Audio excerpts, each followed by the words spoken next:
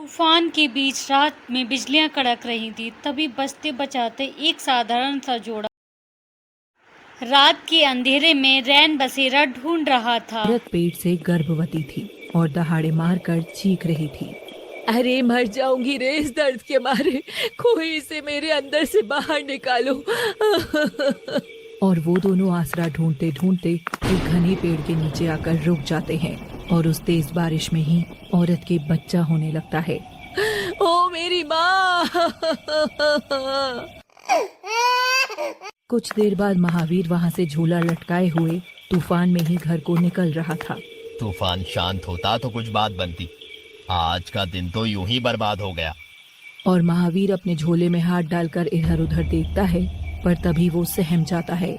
नहीं नहीं, अगर अभी मैंने उसे बाहर निकाला तो मुसीबत हो जाएगी। और महावीर तूफान से बचने के लिए वही बड़ा पेड़ देखता है जहां अभी कुछ वक्त पहले एक नई जान ने जन्म लिया था। महावीर वहां जाकर खड़ा हो जाता है, मगर वहां कोई भी नहीं था। अब ये जगह सही है, यहाँ पर उसे निकालता हूँ, कोई नहीं देखेगा। महावीर जैसे ही झोले में हाथ डालता है, उसे पेड़ के खोल में से एक बच्ची के रोने की आवाज आती है। महावीर खोल में हाथ डालकर बच्ची को बाहर निकालता है। इस भयंकर तूफान में बच्ची इस खोल में कैसे आई? अरे कौन छोड़ गया तुमको यहाँ? बाहर रे जालिम दुनिया, बच्चे जनते ही क्यों हो जब पाल नहीं सकते तो? अरे कोई सुन रहा है या नहीं? महावीर की बातें सुन बच्ची को बहुत रोना आता है और महावीर उसे अपने साथ ले जाने का फैसला कर लेता है। अगर यहाँ छोड़ा तो किसी जंगली जानवर का निवाला बनेगी ये। इससे अच्छा तो घर ले जाता। एक बच्ची के रोने की आवाज आती है। महावीर खोल में हाथ डालकर बच्ची को बाहर निकालता है। इस भयंकर तूफान में बच्ची इस खोल में कैसे आई? अरे कौन छोड़ गया तुमको यहाँ? बाहर रे जालिम दुनिया, बच्चे जनते ही क्यों हो जब पाल नहीं सकते तो? अरे कोई सुन रहा है या नहीं? महावीर की बातें सुन बच्ची को बहुत रोना आता है और महावीर उसे अपने साथ ले जाने का फैसला कर लेता है। अगर यहाँ छोड़ा तो किसी जंगली जानवर का निवाला बनेगी ये। इससे अच्छा तो घर ले जाता हूँ इसे, फिर मंजरी से पूछता हूँ कि इसे कहाँ छोड़कर आना है। महावीर का घर वहां से कुछ ही दूरी पर था, इसलिए वो बच्ची को बचाने के लिए उसे अपने झोले में ही रख देता है और घर को निकलता है। महावीर का ध्यान नहीं था, मगर उस झोले में से कुछ रोशनी सी बार बार बाहर आ रही थी। वो तूफान चीरकर घर पहुंचता है। वहां उसकी पत्नी मंजरी उसका इंतजार कर रही थी। आ जाने में इतनी देर हो गई, मेरा तो दिल बैठा जा रहा था। लाइए झोला आपका। मंजरी जैसे ही झोला उठाती है, उसे उसमें वजन लगता है। वो झोले में झांक कर देखती है तो वहां एक प्यारी नन्ही सी बच्ची थी, जिसकी आंखें मंजरी को टुकुर टुकुर देख रही थी। अरे इतनी प्यारी गुड़िया किसकी है? ए जी, क्या आप ये बच्ची चुरा कर लाए हैं? तुम्हारा दिमाग खराब हो गया है क्या? मैं बच्चा चोर नहीं हूँ, साधारण सा एक सपेरा हूँ। अब इस आफत की पुड़िया को झोले से बाहर निकालो। इसमें मेरा कीमती सामान है, मुझे वो देखने दो। मंजरी बच्ची को बाहर निकालकर उसे सीने से लगाती है कि तभी वो चीख चीख कर रोने लग जाती है। मंजरी उसे बहुत चुप करा रही थी, पर बिन माँ की बेटी कैसे चुप होती? कैसे माँ बाप हैं जी, इस कोमल कली को जंगलों में छोड़ गए? चुप हो जा सोन चिड़िया, अरे चुप हो जा। महावीर तभी झोले में हाथ डालता है और अपना बड़ा सा बीन निकालता है। बीन देखकर वो बच्ची महावीर की ओर टुकुर टुकुर देखने लगती है। तभी महावीर जोर से बीन बजाने लगता है। बीन की आवाज सुनते ही बच्ची को मजा आने लगता है और वो खुश होती है। ए जी, देखो तो ये कितनी खुश हो रही है, और तेज बजाओ, और तेज। और महावीर और तेज बीन बजाता है। तभी बच्ची महावीर को अपनी बटन जैसी प्यारी आंखों से देखती है और देखते ही देखते उसकी आंखों का रंग हरा हो जाता है। मंजरी, इसकी आंखें तो देखो, एकदम नैन प्रिया जैसी हैं। ए जी, क्यों ना हम इसका नाम नैना रखें? किसी और की औलाद का नाम हम कैसे रख सकते हैं? किसी और की कहाँ है जी, ये तो भोलेनाथ का प्रसाद है, जो कि मेरी सूनी गोद में आकर ये बच्ची आ गिरी। इसे रख लेते हैं ना जी। मंजरी, तुम समझ नहीं रही हो, आजकल सपेरों का 2 वक्त का खाना मुश्किल हो रहा है और तुम इसे पालने की सोच रही हो। सब हो जाएगा जी, और आप तो कह भी रहे थे ना कि कोई बड़ी चीज आपके हाथ लगने वाली है, तो उसकी मदद से हम नैना को पाल लेंगे। हाँ, इसका नाम नैना रखते हैं। महावीर मंजरी की खुशी देखकर उसे मना नहीं कर सका और उस सपेरे और मंजरी ने नैना को पालने का फैसला कर लिया। अब नैना वक्त के साथ धीरे धीरे बड़ी हो रही थी। घुंघराले बाल, पतले होठ, सुंदर भौहें और हरी आंखें नैना को पूरे नगर में सबसे सुंदर बनाते थे। अब महावीर कच्ची बस्तियों के साथ साथ नगर के अंदर भी बीन बजाने जाया करता था और सांप पकड़ता था, मगर नैना भी महावीर के साथ साथ रहती थी। अक्सर लोग महावीर की बीन के लिए कम, नैना को देखने के लिए ज्यादा आते थे, क्योंकि नैना की एक खास बात थी कि वो महावीर की बीन की धुन पर ताल से ताल मिलाकर गली गली नाचती थी। कभी सड़क पर नागिन की तरह लहराती तो कभी भीड़ में बलखा बलखा कर लोगों की भीड़ को बांधे रखती थी।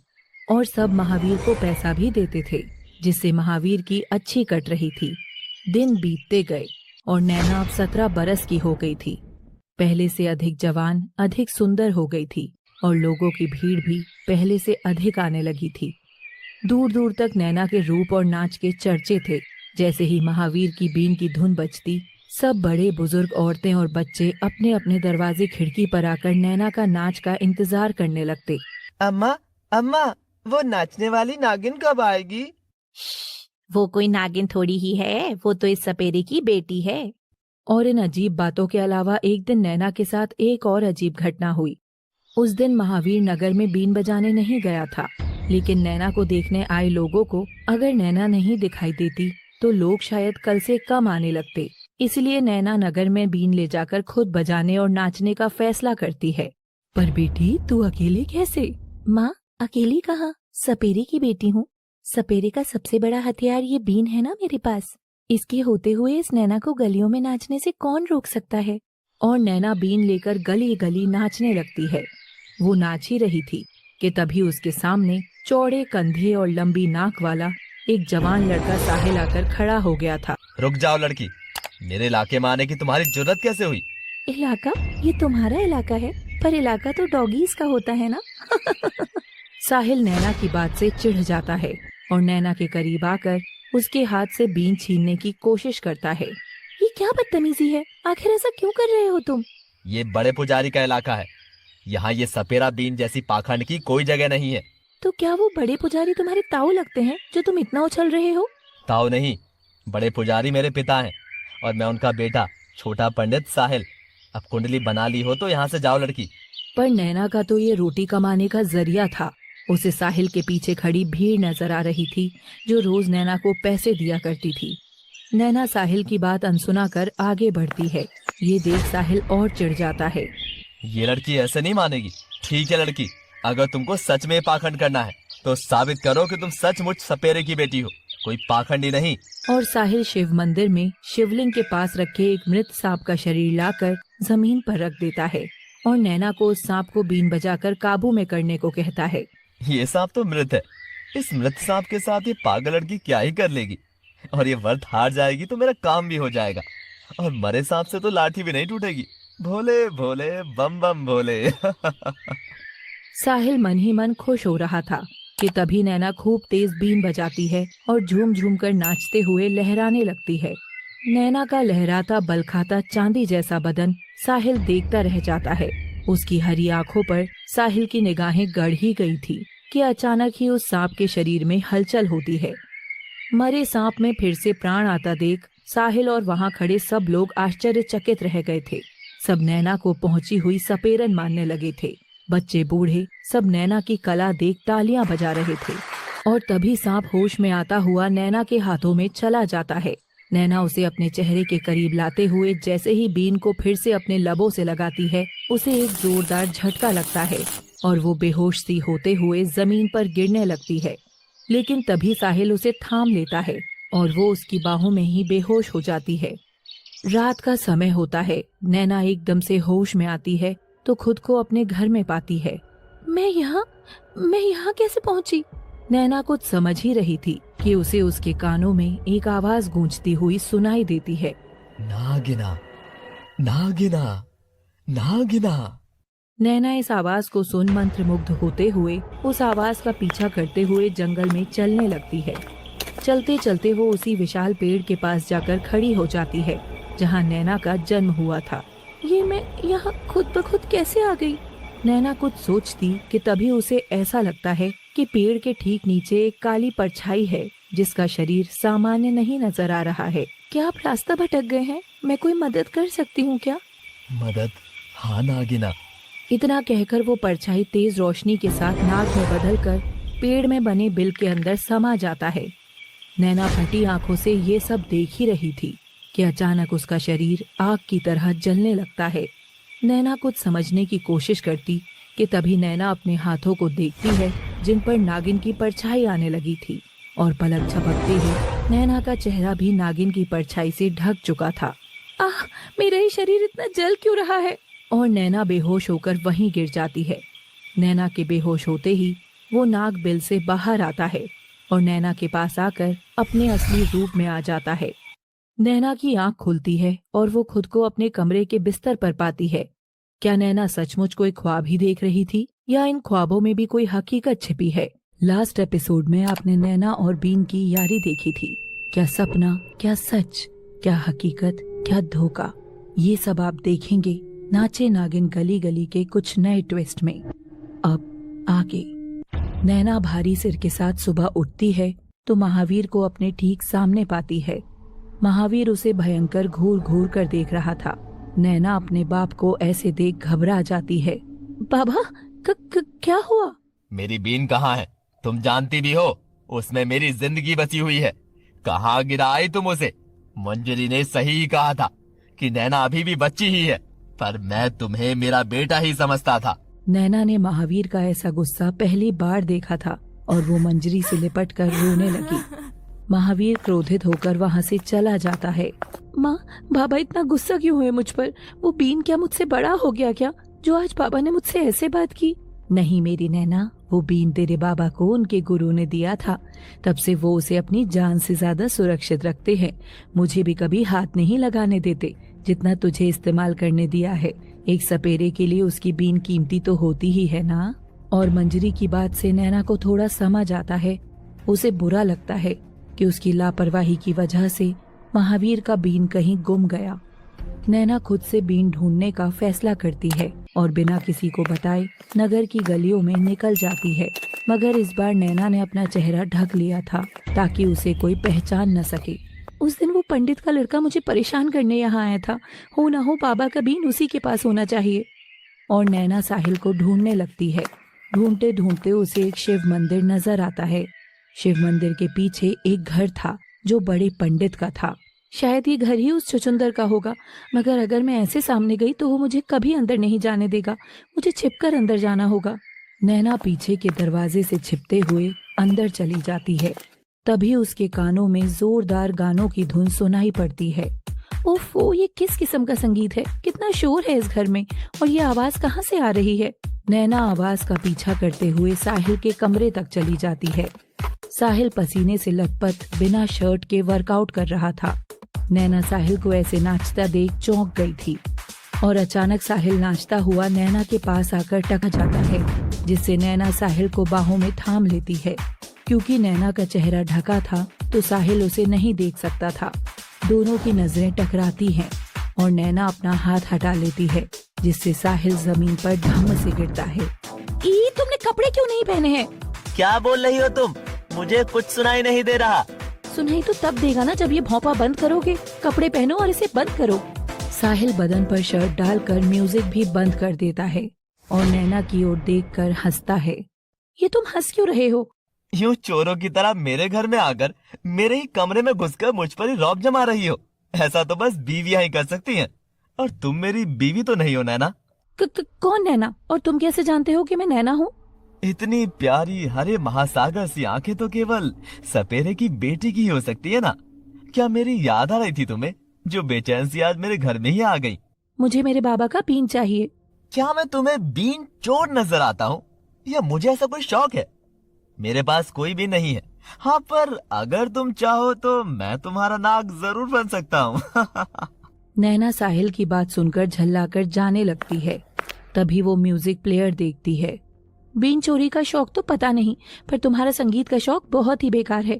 संगीत तो वो होता है कि कानों में मिश्री सा घुले, जिसकी हर ताल पर थिरक सकें। अच्छा जी, तो क्या वो ऐसा होता है?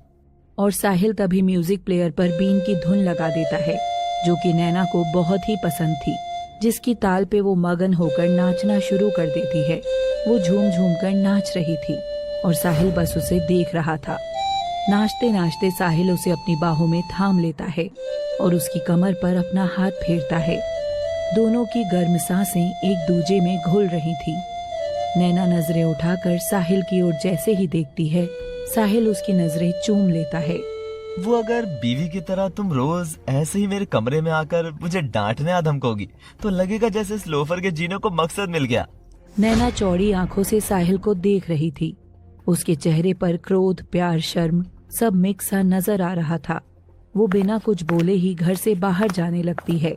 साहिल जाती हुई नैना को पलटकर देख रहा था, पर नैना जैसे ही पलटती है वहाँ साहिल था ही नहीं। वो बीन अगर मुझे नहीं मिला तो मैं बाबा का दुख कैसे कम कर सकूंगी। मुझे उन्हें वो बीन ढूंढकर लौटाना ही होगा। हे शिव शंभू, ये मेरे हाथों से आखिर कैसा अनर्थ हो गया। नैना फिर से अपना चेहरा कपड़े से ढक लेती है और वहाँ से जाने लगती है। तभी उसके पीछे बड़े शिव मंदिर के अंधेरे कमरे से उसी बीन की धुन आती है। जैसे ही धुन नैना के कानों में पड़ती है, नैना पलटकर देखती है, मगर उसे कुछ नजर नहीं आता। क्या ये मेरा वहम है? और जैसे जैसे वो चलती है, बीन की धुन और तेज आने लगती है, जिससे नैना उस धुन पर गलियों में नाचती घूमती है। सब उसके बल खाते बदन को देख खुश हो रहे थे, मगर थोड़ी देर आगे चलने पर वो देखती है कि बहुत सारे बच्चे उसका पीछा कर रहे हैं। नैना ये देख घबरा जाती है। मैंने तो चेहरा भी ढका हुआ है, तो ये सब मेरे पीछे क्यों भाग रहे हैं? नैना नाचना रोक भागना शुरू कर देती है, मगर अब भी बहुत से बच्चे उसका पीछा करते हुए जंगल तक आ गए थे। मगर नैना बचते बचाते नदी के पास आती है। हाँ, बाबा सही कहते हैं, नगर के लोग अच्छे नहीं हैं। कुछ देर नदी के पास बैठकर सुस्ता लेती हूँ, फिर देखती हूँ आगे क्या करना है। और नैना जैसे ही नदी के पास जाती है, उसकी तो दुनिया ही पलट जाती है। नदी के पानी में नैना की परछाई थी, जिसमें नैना का आधा शरीर नागिन का था। वो खुद को देख घबरा कर पसीना पसीना हो जाती है। अरे देख देख, वो रही नागिन, पकड़ लो इसे, फिर बड़े वाले पेड़ पर लटकाकर सब पत्थर मारेंगे। हाँ हाँ, पकड़ लो। और सब पत्थर उठाकर नैना को मारते हैं। बेचारी के शरीर पर खूब चोटें आती हैं। सब खूनम खून हो गया था। मंदिर के उस अंधेरे कमरे से बीन की आवाज अभी तक आ रही थी। नैना, बहुत हुआ तेरा गली गली नाचना, अब तो तेरे अंदर की नागिन नाचेगी। नाचे नागिन गली गली। नैना दर्द से रो रही थी, मगर फिर भी उन बच्चों ने पत्थर मारना नहीं रोका। तभी नदी के सामने लगे उस विशालकाय पेड़ के अंदर से जोर से आवाज आती है। ठहरो, ठहर जाओ सबके सब। और उस आवाज के बाद गर्जना होती है और पेड़ के अंदर से एक काले नाग की परछाई बाहर आती है। दूर हटो नागिन से। नाग की परछाई देख बच्चे डर जाते हैं और उस पर भी पत्थर फेंकते हैं, मगर नाग अपनी शक्तियों से सारे पत्थर घुमाकर बच्चों पर फेंकता है, जिससे वो डर कर भाग जाते हैं। और नाग नैना के पास आता है। नागिना, सब ठीक हो जाएगा। वो नागिन को गोद में उठाता है और उस पेड़ के नीचे ले जाकर रख देता है। कुछ देर बाद नैना को होश आता है और वो हड़बड़ा कर उठती है, तो खुद को फिर से अपने ही घर के बिस्तर पर पाती है। मैं फिर से यहाँ कैसे पहुंची? आह, मेरा सर! क्या मैं कोई सपना देख रही थी? नैना चादर हटाकर देखती है तो वहाँ कोई भी नागिन की पूंछ नहीं थी, ना ही उसके शरीर पर कोई चोटें थी। ये सब क्या हो रहा है मुझे? और वो मेरे कानों में पड़ने वाली आवाज, और वो नाग, नगीना। कौन है नगीना? क्या मैं नाच नाच कर पागल हो गई हूँ, या ये सब बस एक ख्वाब है? मैं सच का पता लगा कर ही रहूंगी, इसका बस एक ही तरीका है। और अगले दिन नैना फिर से साहिल से मिलने जाती है, पर साहिल उसे जंगल के बीच रास्ते में ही मिल जाता है। नैना को देखते ही साहिल अपना हाथ बैग से बाहर निकालकर झट से बैग बंद करके उसे टांग लेता है। क्या हुआ? तुम इतने घबराए हुए क्यों हो? ना नहीं तो ना तो मैं क्यों घबराऊंगा? मुझे क्या जरूरत पड़ी है? मैं थोड़ी कुछ छिपा रहा हूँ कि मुझे घबराना पड़े, है ना? तुम भी ना कुछ भी बोलती हो। इतना तो बड़ा मैंने सवाल नहीं किया था जितना तुमने जवाब दिया। सब ठीक है ना लड़के? वो सच कहूँ ना, आजकल मुझे सब कुछ बहुत हरा हरा दिख रहा है। ऐसा लग रहा है तुम्हारी ये हरी आंखें मेरी आंखों में समा गई हैं, जिससे मुझे हर समय ही समुद्र सा हरा दिख रहा है। नैना साहिल की बात सुन जोर जोर से हंसती है। नैना को हंसता देख साहिल बहुत ही खुश होता है। हंसती हुई अच्छी लगती हो, तो हमेशा हंसते हुए ही रहा करो। इतनी परेशान क्यों रहती हो? वो मैं परेशान तो हूँ। वो साहिल, मुझे ये बताओ, क्या कल मैं तुम्हारे कमरे में आई थी? मुझे सपने और हकीकत में फर्क समझ नहीं आ रहा। लग रहा है सब एक ख्वाब सा है, और आंख खुली तो सब ओझल। तब तो सच यही है कि तुम कल सचमुच मुझसे मिलने मेरे घर आई थी, पर शायद तुम्हें पूरा सच याद नहीं है। तुम ना केवल मुझसे मिली बल्कि... बोलो साहिल, बोलो, बल्कि क्या? साहिल नैना के करीब आकर उसकी कमर को कसकर पकड़ता है। कि तुम सिर्फ आई ही नहीं, बल्कि हम दोनों कल एक दूसरे के इतने करीब आ गए थे। ये सुन नैना शर्माकर साहिल को धक्का मारकर भाग जाती है। अरे सुनो तो आगे, फिर मैंने तुम्हें चूमा भी था। शर्मा गई पगली। चलो भाई, जिससे मिलने आए वो तो लौट गई, अब मैं भी घर जाता हूँ। और साहिल घर जाकर फटाफट अपने कमरे का दरवाजा बंद करके अपना बैग उतारता है और अलमारी के सामने खड़ा होकर बैग में हाथ डालकर जो सामान निकालता है वो एक बीन थी। साहिल बीन को अलमारी में रखकर मुस्कुराता है। तो यही चाहिए ना तुम्हें नैना, अब इसके जरिए ही मैं तुम्हें पालूंगा। अगर मैं कल सच में साहिल से मिली थी तो बाकी सब भी सच ही होगा। तो क्या मैं एक नागिन हूँ? और बाबा का बीन, वो कहाँ है? सवाल काफी हैं और जवाब एक भी नहीं। लास्ट एपिसोड में आपने देखा कि नैना अपनी पहचान को लेकर जूझ रही है, लड़ रही है, मगर क्या उसका ये जीवन किसी की साजिश है या किस्मत का कहर? जानने के लिए अब देखिए आगे। अगर बीन कहीं नहीं मिल रहा तो वो बीन आखिर गया किधर? और उधर साहिल अपने बैग में से एक बीन निकालकर अलमारी में रखकर मुस्कुराता है। परेशान नैना घर लौटती है तो वो अपने बाबा के साथ एक लंबी दाढ़ी वाले आदमी को देखती है, जिसके साथ महावीर बहुत डरा डरा बात कर रहा था। आदमी ने साधु वाले कपड़े पहने थे, माथा तिलक से भरा हुआ, दिखने में काफी गंभीर आदमी लग रहा था। ये बाबा के साथ कौन है? आज से पहले तो मैंने इसे आसपास कभी नहीं देखा। नैना दोनों की छिपकर बातें सुनने लगी थी। बड़े पंडित, आपको यहाँ आने की जरूरत कहाँ थी? आप बुलाते मैं खुद वहाँ आ जाता। सपेरों का मेरे इलाके में आना मना है, इसीलिए मुझे खुद ही यहाँ आना पड़ा। मैं जान गया कि तू वो चीज संभाल कर नहीं रख सका। नहीं बड़े पंडित, मैं वो जल्दी ही ढूंढ लूंगा। लगता है शायद कहीं रखकर भूल गया हूँ। नैना ये सारी बातें सुन रही थी। अजीब बात है, बाबा ऐसे तो किसी से भी बात नहीं करते। इस समय मेरी हर उलझन में मुझे बस एक ही इंसान याद आ रहा है, और वो है साहिल। बड़े पंडित के जाने के बाद नैना चुपके से घर के बाहर निकलने लगी और तभी मंजरी उसे देख लेती है। कहाँ जा रही है मेरी नयन प्रिया इतनी धूप में? वो माँ, थोड़ी सी नगर की रौनक ही देखाऊं। जब से बाबा का बीन गायब हुआ है उस वजह से घर से तो रौनक ही चली गई है, अब तो बाहर ही हो आती हूँ।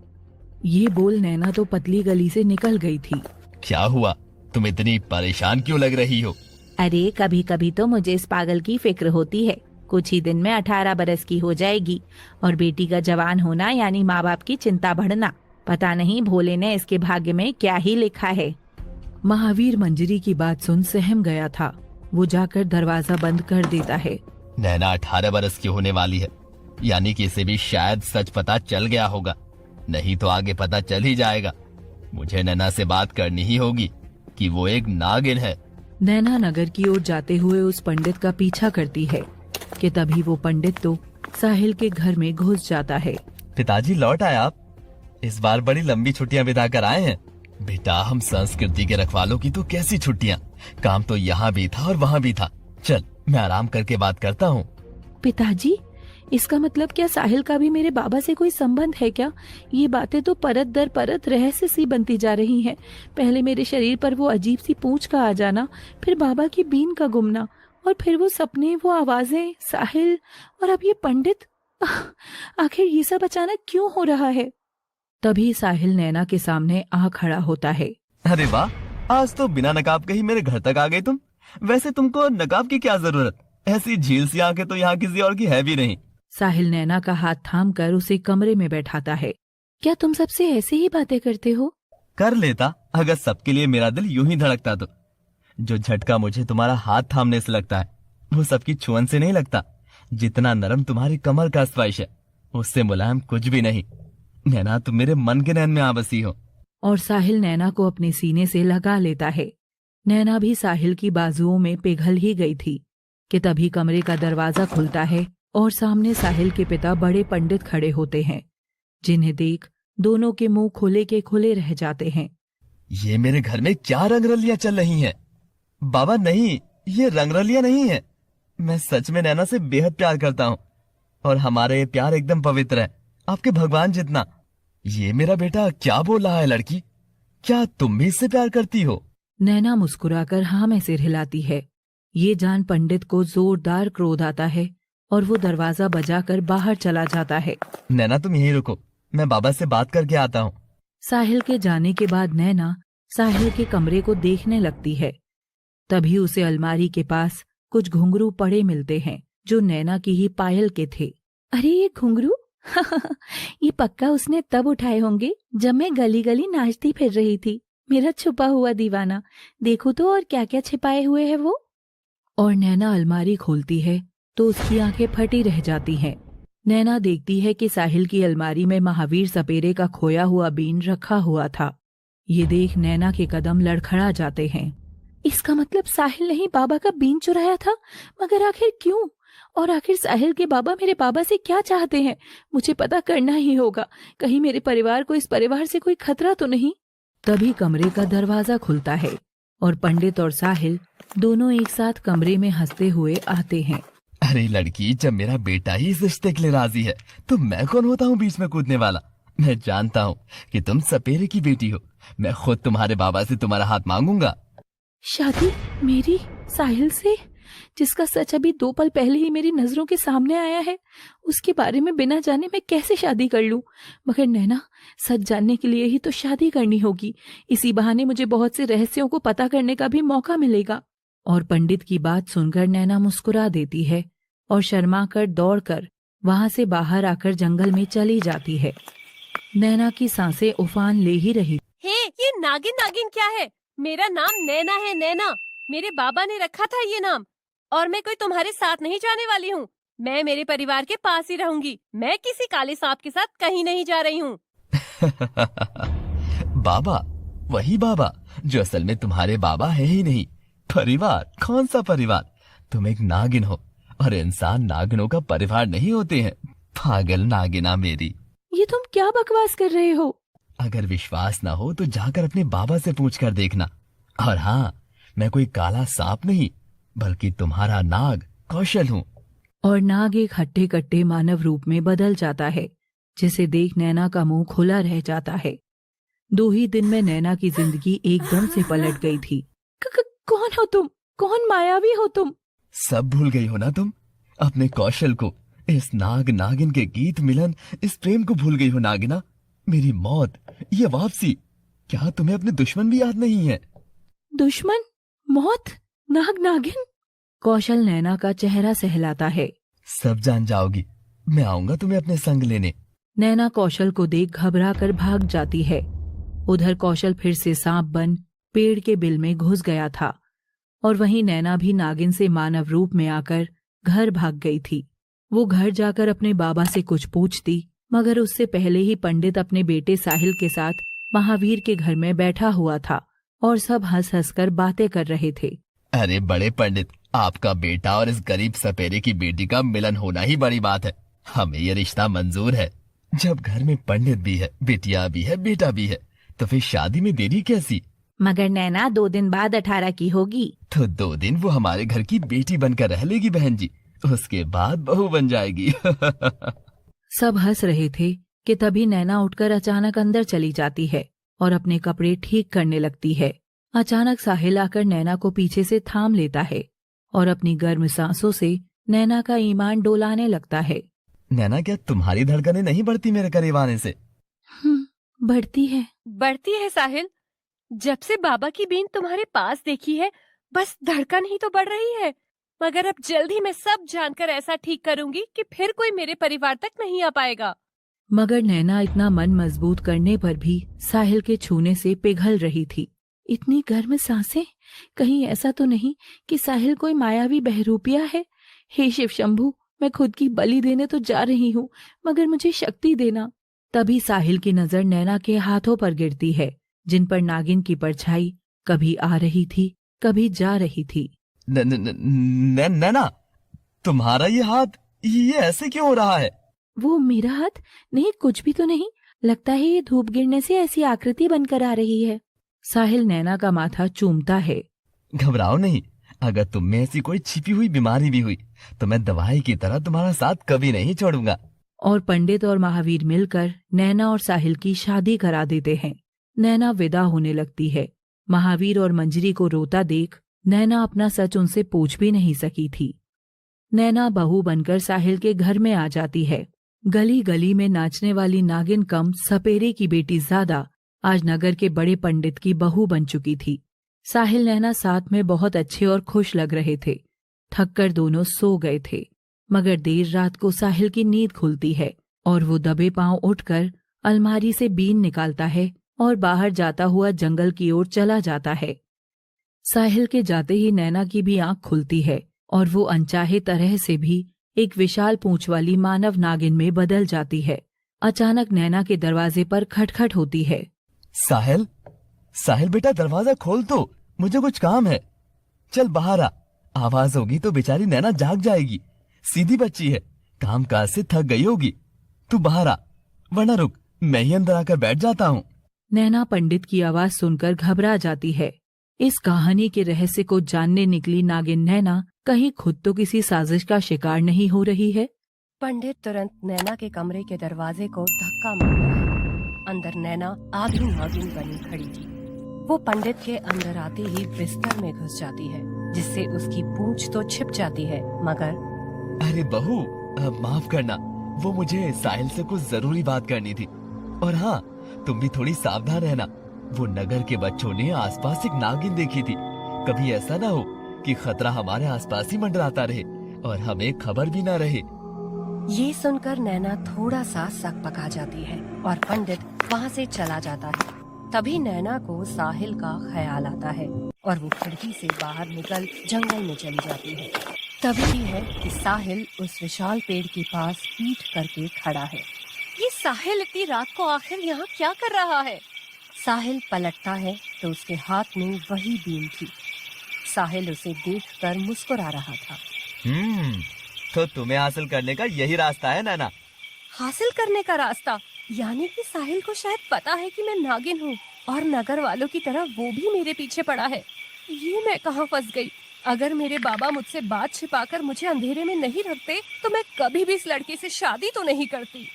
और साहिल उस बीन को जुबान से लगाकर बजाना शुरू करता है। साहिल इतना मगन होकर धुन बजा रहा था कि उसकी धुन की पुकार सुनकर नैना साहिल के सामने जाकर खड़ी हो गई। नैना, तुम यहाँ इतनी रात को? नैना बिना कुछ बोले बस मदहोश होकर नाचना शुरू करती है। साहिल बीन बजा रहा था और नैना झूम झूम कर नाच रही थी। नाचते नाचते नैना साहिल के सामने ही नागिन में बदल जाती है और साहिल ये देख हैरान हो गया।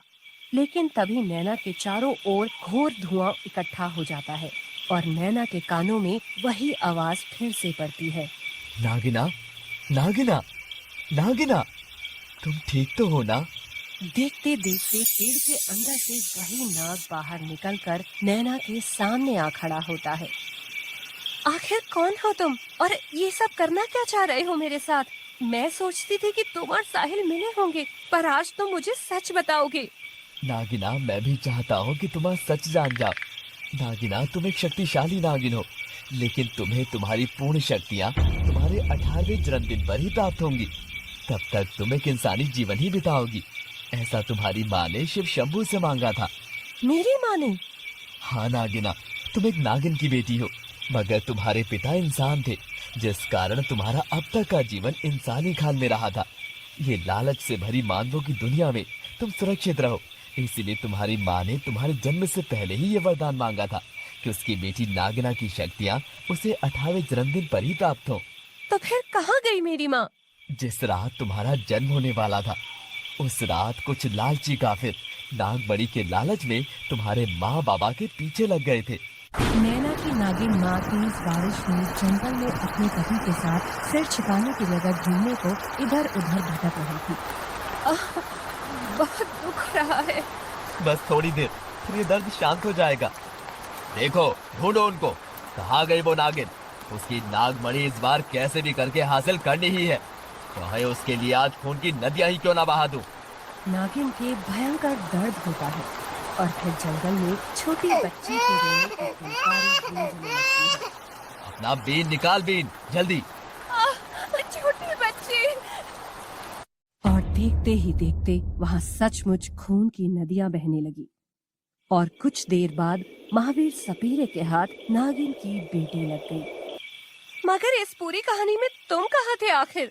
मैं यही इसी पेड़ के नीचे कैद हूँ नागिना।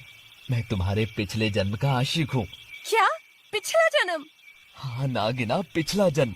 तुम मुझसे पहले भी इसी जगह मिलकर जुदा हो गई थी और तब से मैं यही इसी पेड़ के नीचे कैद हूँ। कौन हो तुम और मैं तुम्हें पहचान क्यों नहीं पा रही? नागिना, मैं तुम्हारा वरुण हूँ, नाग वरुण।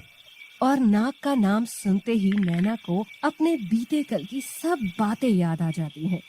वरुण? पिछले जन्म में नैना जब नागिन थी और वरुण नागिन का नाग था तो दोनों में खूब प्रेम था, मगर किसी को वो प्रेम रास नहीं आया और नागिन की हत्या हो गई। मगर वही नागिन के पास एक और लाश थी जो थी उसके नाग वरुण की। नैना की आंख में आंसू थे। वो अपने नाग को सामने खड़ा देख खुद पर से काबू खो देती है और जोर से भागते हुए उसके जैसे ही गले लगती है, नाग मानव रूप से तुरंत सर्प रूप में बदल जाता है। ठहरो नागिना, ये हमारे मिलन की बेला नहीं है। अभी मैं पूरी तरह मुक्त नहीं हुआ हूँ। मेरी मुक्ति के लिए तुमको पूरी कहानी खुद जाननी होगी। आखिर मुझे किसने मारा था? मगर ध्यान रहे, जो दिखता है वो होता नहीं है। जिन्हें तुम अपना मान रही हो, शायद वही लोग तुम्हें चोट देने वाले हैं। सतर्क रहना मेरी नागिना।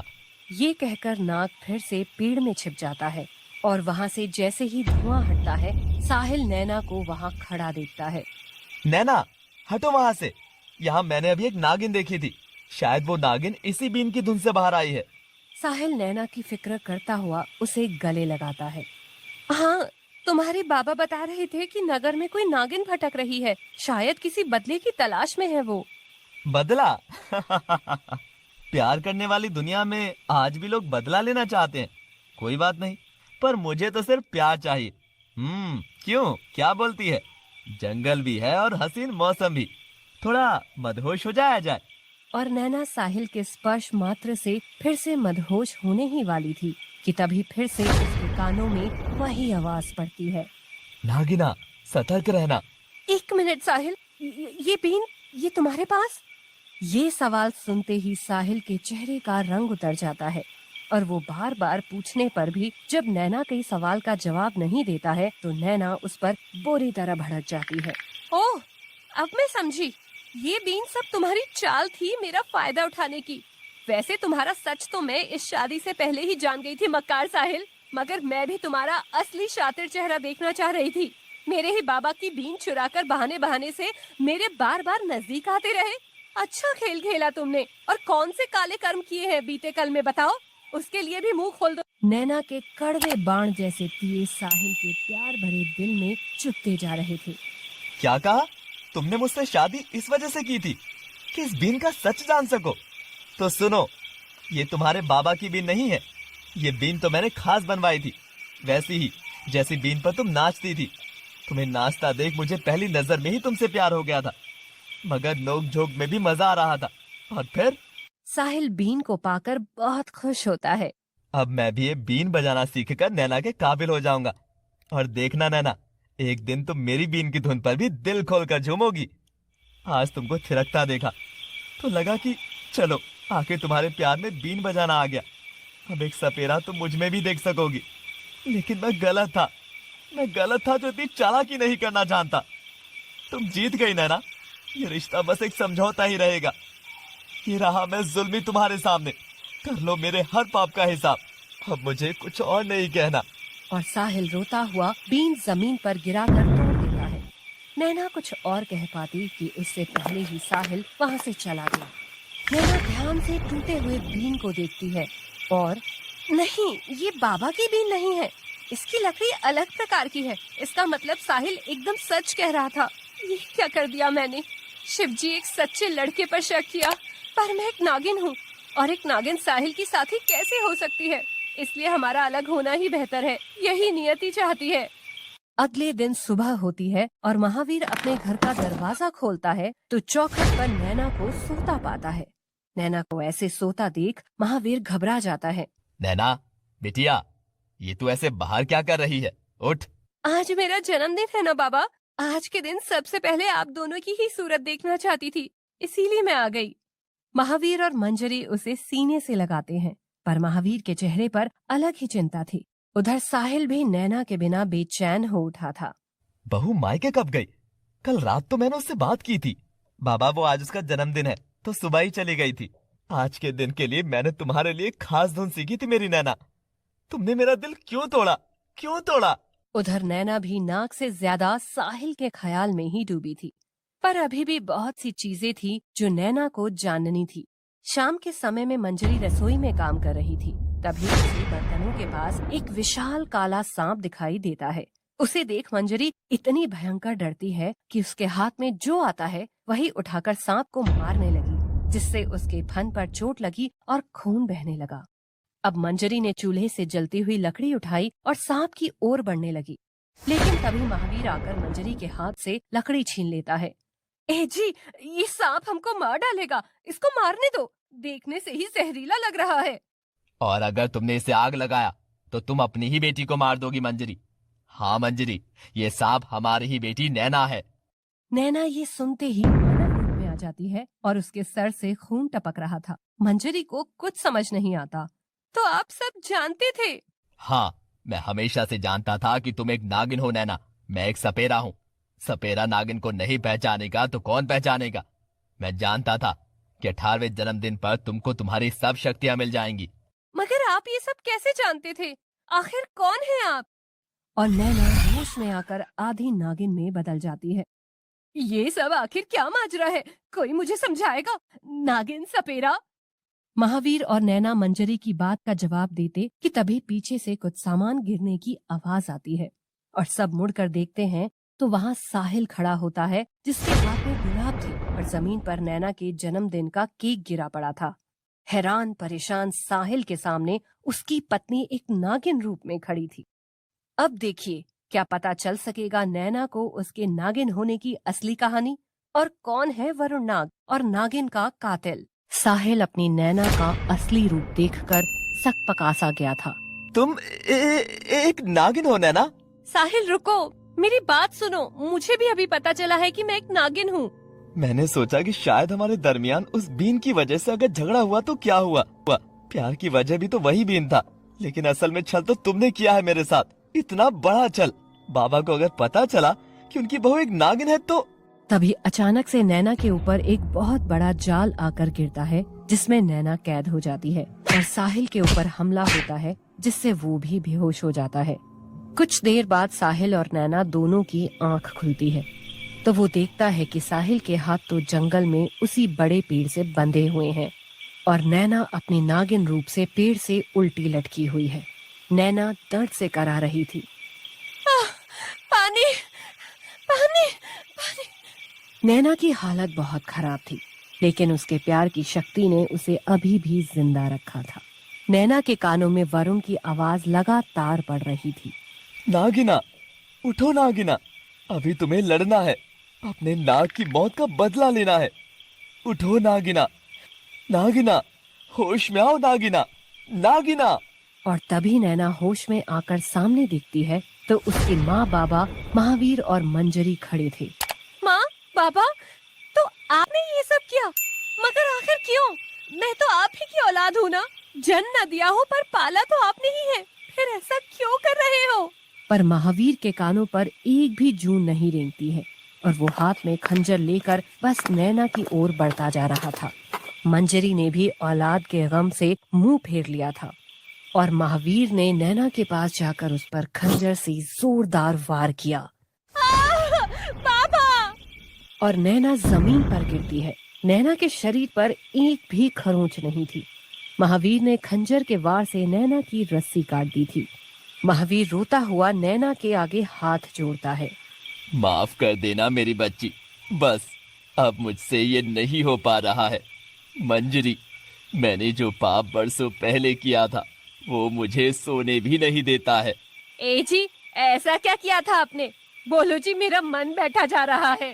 बोलो बाबा, कहीं आपने ही तो नहीं मारा था मेरे माँ बाबा को, और कहीं मेरे पिछले जन्म से आपका तो वास्ता नहीं? महावीर ये सुनकर हैरान था। वो जैसे ही बोलने के लिए मुंह खोलता है, उसके सर पर बार हमला होता है और महावीर वहीं बेहोश हो जाता है। तभी वहाँ साहिल का पिता पंडित आ जाता है। अपने ही परिवार के साथ ऐसा छल कर रहा था ये सपेरा। आओ बच्चों, घर चलो।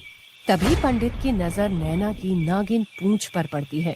एक मिनट, आप सब मुझे छली कहे उससे पहले ही मैं बता देती हूँ कि मुझे ये नागिन शक्तियाँ मेरे 18वें जन्मदिन पर ही मिली हैं। मैंने सच में कोई छल नहीं किया है। साहिल, मैं सचमुच तुम्हें पसंद करने लगी थी, मगर मेरा ये असाधारण सच और वरुण का प्यार मुझे अपनी ओर खींच रहा है। इसका मतलब तुम भी तुम्हारी माँ की तरह शक्तिशाली नागिन बन जाओगी। पर कोई बात नहीं बेटा, जैसी भी हो अब तुम हमारे परिवार का हिस्सा हो। आओ सब घर चलो। और पंडित साहिल को थामकर उसे घर ले जाने लगता है। एक मिनट पिताजी, मैंने तो आपको बताया नहीं कि मेरी माँ एक नागिन थी, तो फिर आप ये कैसे जानते हैं? नैना की बात पर साहिल, मंजरी सब पंडित को घूरने लगे। तभी महावीर को भी होश आ गया था। वो मैंने तो बस अनुमान लगाया था। छोड़ो भी, बहुत हुआ ये नाटक। और पंडित चुटकी बजाता है, जिससे उसके चारों ओर काला धुआं फैल जाता है और पंडित एक काली शक्तियों वाले तांत्रिक में बदल जाता है, जिसे देख सबकी आंखें फटी रह गई थी। मैं हूँ सम्राट तांत्रिक, काली शक्तियों का सम्राट। इस पवित्र लिबास में कैद होकर तो मेरा दम ही घुटने लगा था। बाबा, इसका मतलब मैं किसी पंडित का नहीं, तांत्रिक का बेटा हूँ। ये सब आखिर हो क्या रहा है? पत्नी से लेकर पिता, मुझे कोई भी सामान्य क्यों नहीं मिला? अबे चुप, यूं जनानियों की तरह रोना मत शुरू कर। तू पंडित तो क्या, तांत्रिक की भी औलाद नहीं है। सड़क से उठाया था तुझे, सड़क से, ताकि ये सब ढोंगी परिवार बना सकूं। साहिल ये सुन लड़खड़ा जाता है। तभी नैना साहिल को संभालती है और उसे पेड़ के सहारे लेटा देती है और नैना क्रोध में विशाल नागिन बन जाती है। लेकिन वहीं सम्राट तांत्रिक की काली शक्तियाँ जगा लेता है। जब तेरी माँ तुझे जन्म दे रही थी तो उस रात मैं ही तेरी माँ के पीछे पड़ा था, क्योंकि मुझे चाहिए थी नागमणि। महावीर सपेरा मेरे लिए ही काम करता था और मेरे लिए नागिन का पता लगाता था, मगर सब सांप साधारण थे। लेकिन एक दिन महावीर ने मुझे बताया, बाबा जंगल में एक नागिन रोज रात में बाहर निकलती है, मगर उसका प्रेम एक मानव से है और वो गर्व से भी है। शाबाश, आज तूने अच्छा काम किया महावीर। आज घर जाते हुए मुझसे तोहफा लेते जाना, मगर आज रात उससे पहले तुझे तेरे इस चमत्कारी बीन से उस नागिन को वश में करना होगा। फिर नागिन की मुंडी मेरी जूती और मैं उसे कुचल दूंगा। फिर नागमणि मेरी। और तांत्रिक महावीर को जंगल में छिपने का आदेश देता है। उस रात घोर तूफान आया था। तब महावीर देखता है कि नागिन दर्द में कराहती हुई अपने साथी के साथ उसी ओर जा रही थी जहाँ तांत्रिक था। बाबा तो लालच में इतने अंधे हो गए हैं कि नागिन माँ बनने वाली है वो भी नहीं देख पा रहे हैं। मुझे ही इनकी मदद करनी होगी। और सपेरा नागिन के सामने खड़ा हो जाता है। बहन, वहाँ ना जाओ, वहाँ खतरा है। एक तांत्रिक तुम्हारी जान के पीछे पड़ा है। उसने मुझे तुम्हें पकड़ने को ही भेजा है। मगर औलाद का एहसास कितना सुंदर होता है, इसका सुख मैं तुमसे कैसे छीन सकता हूँ। मेरे कोई औलाद नहीं है, तुम अपने बच्चे की जान बचा लो बहन। और नागिन अपने साथी के साथ तूफान को चीरते हुए उस विशाल पेड़ के नीचे आकर नैना को जन्म देती है। मगर कुछ देर बाद तांत्रिक उन दोनों को ढूंढ लेता है और दर्द में तड़प रही नागिन और उसके मानव साथी को मार डालता है। लेकिन नागिन उसे नागमणि नहीं देती है। और ये गद्दार इस सांप की बच्ची को तो घर ले आया, लेकिन नागिन से नागमणि नहीं हासिल कर सका। जब मैं तेरी माँ को मार रहा था तब भी उसने नागमणि देने से मना कर दिया, पर आज ऐसा नहीं होगा। अपनों की पहचान करना नागिना और दुश्मन का सर्वनाश कर। नैना ये बात सुनकर इतनी क्रोध में आती है कि तांत्रिक पर खूब हमला करती है। बदले में तांत्रिक भी हमला करता है और नैना कमजोर पड़ती हुई जमीन पर आ गिरती है। पर कमजोर नागिन का साथ देने वरुण प्रकट होता है। नाग वरुण की आत्मा नागिन का हाथ थामती है और तांत्रिक पर मिलकर हमला करती है। तांत्रिक जैसे ही वरुण को देखता है चौंक जाता है। क्यों? हैरान क्यों हो रहा है? कर्म तो पीछा करेंगे ही दुष्ट, और कर्म का फल चुकाने के लिए मुझे दूसरा जन्म लेना ही पड़ा। ये सुन नैना वरुण की ओर देखती है और वरुण साहिल के पास जाकर खड़ा हो जाता है। पिछले जन्म में भी इस तांत्रिक ने ऐसा ही किया था। वरुण और नागिन की हंसती खेलती दुनिया को जिसकी नजर लगी थी, वो तांत्रिक सम्राट ही था जिसने काली शक्ति की दुनिया में नया नया कदम रखा था। जवानी के जोश में भरपूर तांत्रिक शॉर्टकट से ताकतवर होना चाहता था। ओ, नाग नागिन का जोड़ा। अगर मैं इसे काबू में करके नागमणि छीन लूं, तो दुनिया मेरे आगे झुकेगी। और जब नाग नागिन इसी विशाल पेड़ के नीचे ध्यान मग्न थे, तो उसी समय हमला करके तांत्रिक ने दोनों की जान ले ली। मगर नियति को तो बदला ही मंजूर था और वरुण की आत्मा पेड़ की जड़ में समा गई और नागिन नैना के रूप में नया जन्म लेकर पेड़ की खोल में आ गई। नागिना, संसार में खुद को कायम रखने के लिए मैंने इस जन्म में मानव रूप लिया। हाँ नागिना, साहिल मेरा ही पुनर्जन्म है, इसीलिए तुम साहिल के करीब खींची चली जाती थी। ये सुन साहिल नैना से लिपटने के लिए दौड़ता है, मगर नैना का ध्यान जैसे ही भटकता है, तांत्रिक इस बात का फायदा उठाकर पीछे से नैना पर हमला कर देता है। ये देख साहिल पास पड़ी पैनी लकड़ी उठाकर तांत्रिक के अंदर घुसा देता है, जिससे तांत्रिक के प्राण निकलने लगते हैं। तांत्रिक साहिल का चेहरा सहलाता है। बेटा, ये तूने क्या किया? मत बोल मुझे बेटा, दुष्ट, कातिल, पापी, पाखंडी इंसान। मैंने तो बस तेरे इस नाटक का अंत कर दिया है। आज मैं जाना कि तूने बाप होते हुए भी मुझे कभी प्यार देने की बजाय हमेशा डरा कर क्यों रखा। और एक नैना के माँ बाबा है जो सगे ना होकर भी उसे दिल से लगा कर रखते हैं। तांत्रिक अफसोस करता हुआ चीख चीख कर वहीं मर जाता है।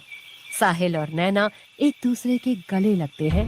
महावीर और मंजरी भी दोनों के करीब आते हैं और नैना महावीर के सीने से लग जाती है।